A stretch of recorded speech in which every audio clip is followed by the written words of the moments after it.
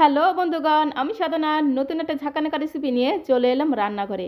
আজকে আমি তোমাদের সাথে শেয়ার করব দারুণ টেস্টি একটা নাস্তা রেসিপি। তার জন্য লাগবে না কোনো আটা, লাগবে না কোনো ময়দা, লাগবে না কোনো চালের গুঁড়ো।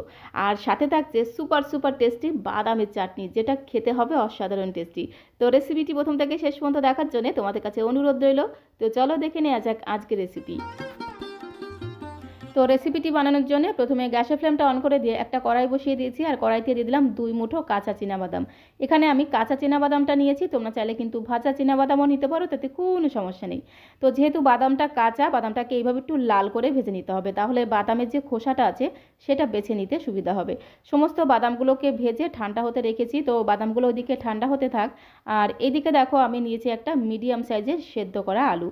আলুটাকে আগে থেকে সেদ্ধ করে খোসা ছাড়িয়ে রেখেছিলাম। তো এখন এই আলুটাকে একটু ঝাঁকানাকা করে গ্রেট করে নিতে হবে। তো তার জন্য আমাদের লাগবে এই রকম একটা গ্রেটারের সাহায্যে আলুটাকে খুব সুন্দর করে একদম ঝাঁকানাকা করে, মানে ঝটপট করে গ্রেট করে নেব।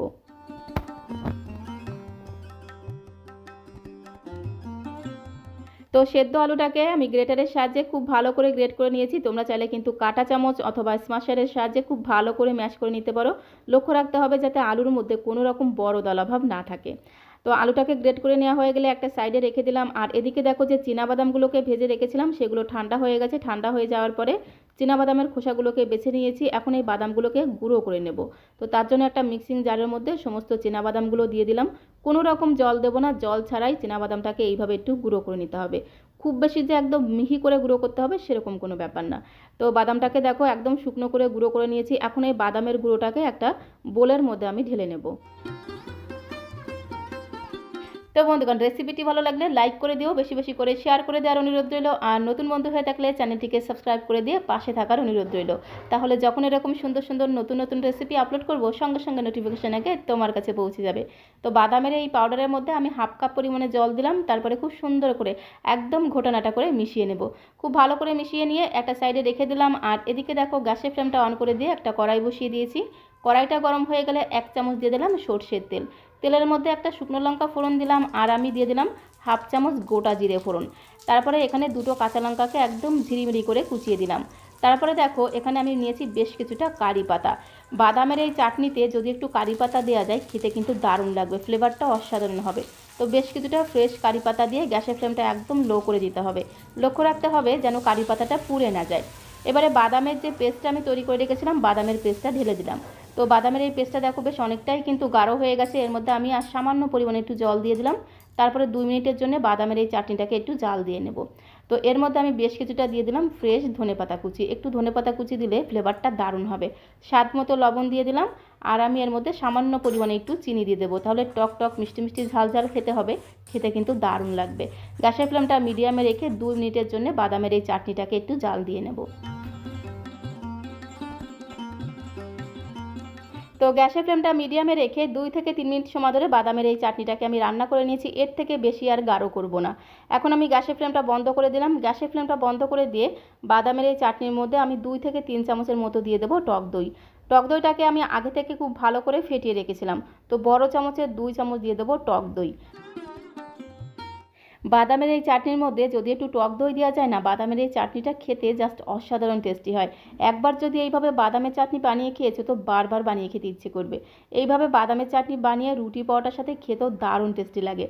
তো বড় চামচের 2 চামচের মতো টক দই দিয়ে খুব সুন্দর করে ঘোটানাটা করে মিশিয়ে নিলাম।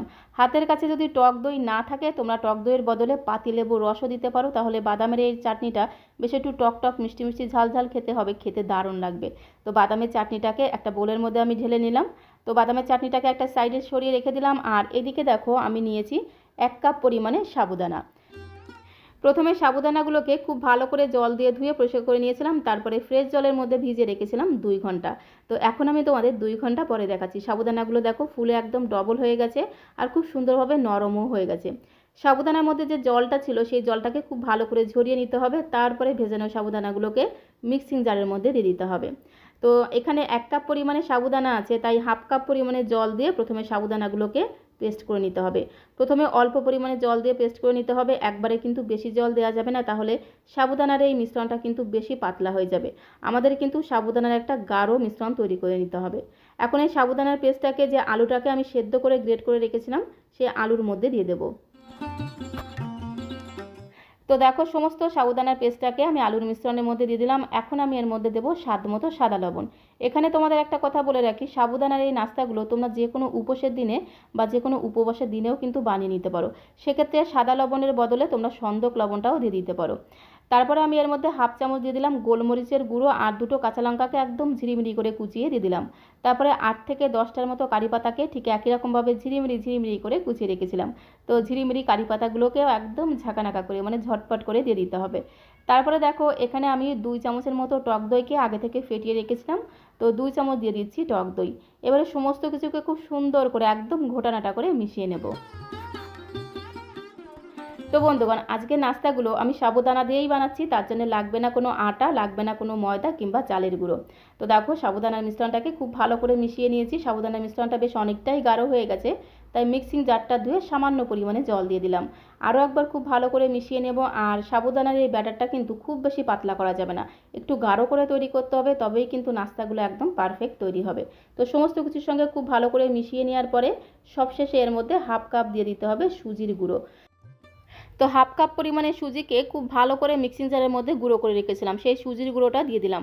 সুজির গুঁড়োটা কিন্তু অবশ্যই দিতে হবে, না হলে কিন্তু এই সাবুদানার নাস্তাগুলো তৈরি হবে না। তো অবশ্যই কিন্তু সুজির গুঁড়োটা দিতে হবে। সুজির জায়গায় তোমরা ময়দাও দিতে পারো, এমনকি আটা দিয়েও তৈরি করতে পারো। তো আমি এখানে সুজির গুঁড়োটাই দিলাম। এবারে নাস্তাগুলো তৈরি করে নেব, তার জন্য চলে আসলাম কড়াইয়ের কাছে। গ্যাসের ফ্লেমটা অন করে দিয়ে একটা ননস্টিকের প্যান বসিয়ে দিলাম, আর প্যানটা গরম হয়ে গেলে দিয়ে দিলাম 1 চামচ ঘি। আজকের এই নাস্তাগুলো আমি ঘিয়ে ভাজছি, তবে তোমরা চাইলে কিন্তু সাদা তেলেও ভাজতে পারো, তাতে কোনো সমস্যা নেই। ঘিটাকে খুব সুন্দর করে এদিক ওদিক যেদিক সেদিক দিয়ে ঘোটানাটা করে প্যানের গায়ে লাগিয়ে নিতে হবে। তারপরে 1 থেকে 1.5 হাতার মতো ব্যাটার প্যানের মধ্যে দিয়ে ব্যাটারটাকে এইভাবে একটু ছড়িয়ে দিতে হবে। আর এই নাস্তাটাকে খুব বেশি পাতলা করব না, একটু মোটা করে তৈরি করব। এইভাবে রেখে দিতে হবে 2 থেকে 3 মিনিট। তো গ্যাসের ফ্লেমটা মিডিয়াম টু লো রেখে 2-3 মিনিট রেখে দিলেই দেখবে উপরটা খুব সুন্দরভাবে শুকিয়ে যাবে। যখন দেখবে নাস্তার উপরটা খুব সুন্দরভাবে শুকিয়ে গেছে, তখন আরও 1 চামচ ঘি উপর দিয়ে এইভাবে ছড়িয়ে দিতে হবে। এখানে আমি ঘি দিয়েছি, তোমরা চাইলে কিন্তু সাদা তেলও দিতে পারো। আর এই নাস্তাটা যখন উপর দিয়ে শুকিয়ে যাবে, দেখবে অটোমেটিক্যালি কিন্তু কড়াই থেকে ছাড়তে শুরু করবে। তখন উল্টে দিয়ে বাকি পিঠগুলোও ভেজে নিতে হবে। তো দেখো তারপরে গ্যাসের ফ্লেমটা মিডিয়াম করে দিয়ে এপিঠ ওপিঠ উল্টে পাল্টে নাস্তাগুলোকে একটু হালকা লাল করে ভেজে নেব, তাহলে খেতে আরও বেশি ভালো লাগবে। সাবুদানার এই নাস্তাগুলো কিন্তু একদম নরম তুলতুলে হয়। তো তোমরা যদি একদম নরম তুলতুলে নাস্তা খেতে পছন্দ করো, তাহলে সাবুদানা দিয়ে এই নাস্তাটি একবার হলেও ট্রাই করে দেখতে পারো। বাদামের চাটনির সাথে খেতে না জাস্ট অসাধারণ টেস্টি লাগে। তো এখানে আমি একে একে বেশ কয়েকটা নাস্তা ভেজে নিয়েছি, আর এর সাথে আমি যে বাদামের চাটনিটা তৈরি করে রেখেছিলাম, সেই বাদামের চাটনি দিয়ে সার্ভ করব। সাবুদানার এই নাস্তাগুলো একদম নরম তুলতুলে হয়, বাদামের চাটনির সাথে খেতে দারুণ লাগে। তো আজকের এই সাবুদানার নাস্তা রেসিপিটা তোমাদের কাছে কেমন লেগেছে অবশ্যই কমেন্ট বক্সে লিখে জানিও। ভালো লাগলে প্লিজ একটা লাইক করে দিও, নতুন বন্ধু হয়ে থাকলে অবশ্যই চ্যানেলটিকে সাবস্ক্রাইব করে দেওয়ার অনুরোধ রইল। তো আজকের মতো এই পর্যন্ত, সবাইকে অসংখ্য অসংখ্য ধন্যবাদ।